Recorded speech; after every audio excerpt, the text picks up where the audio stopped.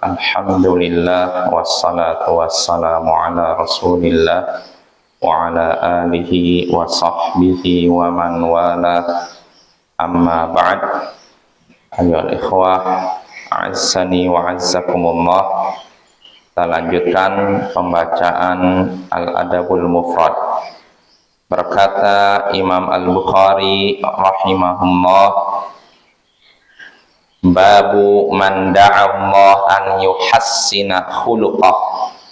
Bab siapa yang berdoa kepada Allah agar membaguskan akhlaknya, agar membaikkan akhlaknya. Bab siapa yang berdoa kepada Allah agar membaguskan akhlaknya. Maksudnya di sini bab bolehnya seorang berdoa kepada Allah untuk membaguskan akhlaknya, diperbagus akhlaknya menjadi akhlak yang memiliki akhlak yang mulia, akhlak yang baik. Berkata Imam Al-Bukhari rahimahullah, haddatsana Muhammad bin Salam qala akhbarana Marwan bin Muawiyah Al-Fazari an Abdurrahman bin Ziyad ibni An'am an Abdurrahman bin Rafi' At-Tanuhi an Abdullah bin Amr anna Rasulullah sallallahu alaihi wasallam kana yukthiru an yad'ua Allahumma inni as'aluka sihhata wal 'iffata wal amanah wa husnal khuluqi war ridha bil qadar. Ya, telah menceritakan kepada kami Muhammad bin Salam. Ia berkata, telah mengabarkan kepada kami Marwan bin Muawiyah Al-Fazari dari Abdurrahman bin Ziyad bin An'am, dari Abdurrahman bin Rafi' At-Tanuhi, dari Abdullah bin Amr, bahwasanya Rasulullah sallallahu alaihi wasallam banyak berdoa mengucapkan Allahumma inni as'aluka sihhata wal iffah wal amanah. Ya Allah, sesungguhnya aku memohon kepadamu kesehatan, kehormatan dan amanah, wa husnal khuluqi war ridha bil qadar, dan aku mohon kepadamu akhlak yang baik dan ridha kepada takdir. Nah, di sini ayo ikhwah, hadisnya dari Abdullah bin Amr. Di sini dikabarkan bahwasanya Rasulullah sallallahu alaihi wasallam banyak berdoa dengan mengucapkan ya Allah, Allahumma inni as'aluka sihhata wal 'iffata wal amanah wa husnal khuluqi war ridha bil qadar. Rasulullah banyak mengucapkan doa, ya Allah, sesungguhnya aku memohon kepadamu kesehatan, kehormatan dan amanah serta akhlak yang baik dan ridha kepada takdir. Nah, ini insyaallah makna hadisnya jelas. Di sini Rasulullah dalam kata Abdullah bin Amr banyak mengucapkan doa, artinya sering berdoa dengan mengucapkan doa tadi. Dalam doa itu Nabi Sallallahu Alaihi Wasallam memohon kepada Allah beberapa perkara. Di antaranya pertama kesehatan, kehormatan. Kehormatan kesehatan jelas artinya sehat badan. Kedua kehormatan, maksudnya apa? Kehormatannya terjaga dari meminta-minta atau dari perbuatan maksiat. Lalu ketiga amanah.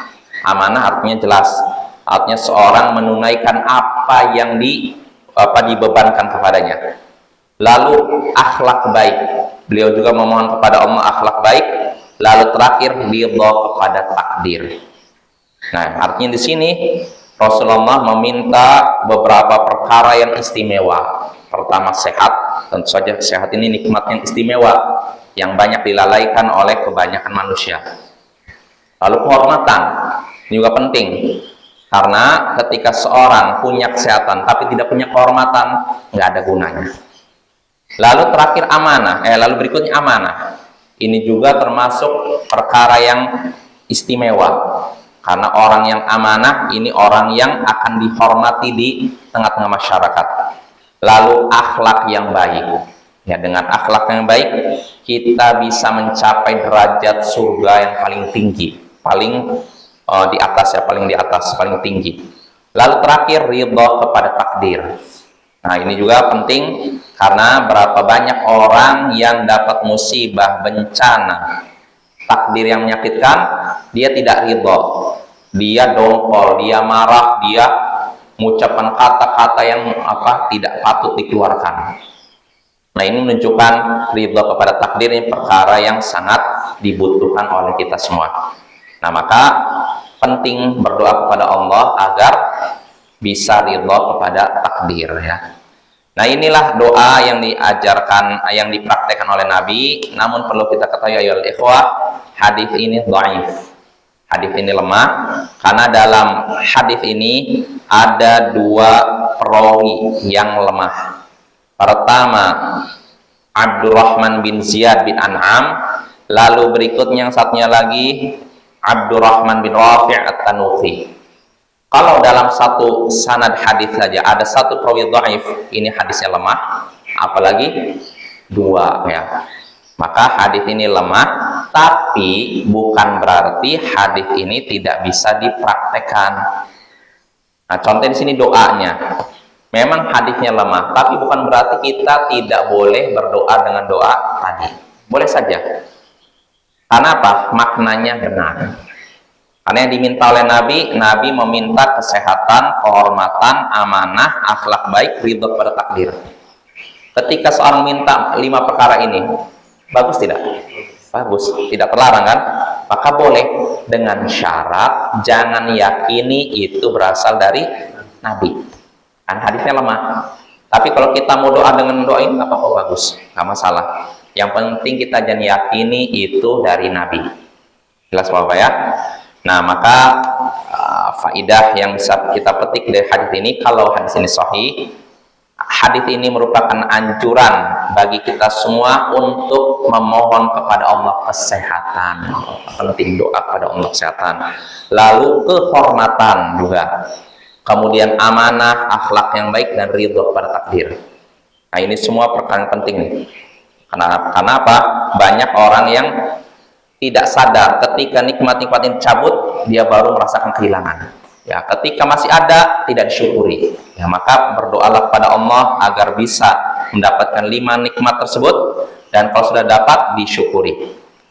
Lalu faedah berikutnya yang bisa kita petik dari hadis ini juga, hendaknya seorang hamba selalu memohon kepada Allah, selalu merendahkan diri di hadapan Allah, merasa lemah, merasa hina di hadapan Allah.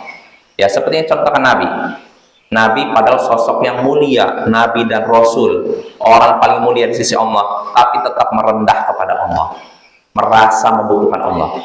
Maka jangan sampai kita yang banyak dosa malah merasa tidak membutuhkan Allah, tidak berdoa kepada Allah, tidak memohon kepada Allah. Nah, ini orang yang sombong, ya. Dan kita berlindung pada Allah agar tidak jadi orang sombong. Wassallallahu ala nabiyyina Muhammadin wa ala alihi wa sahbihi ajma'in. Wa akhiru da'wana anil hamdulillahi rabbil alamin. Assalamualaikum warahmatullahi wabarakatuh.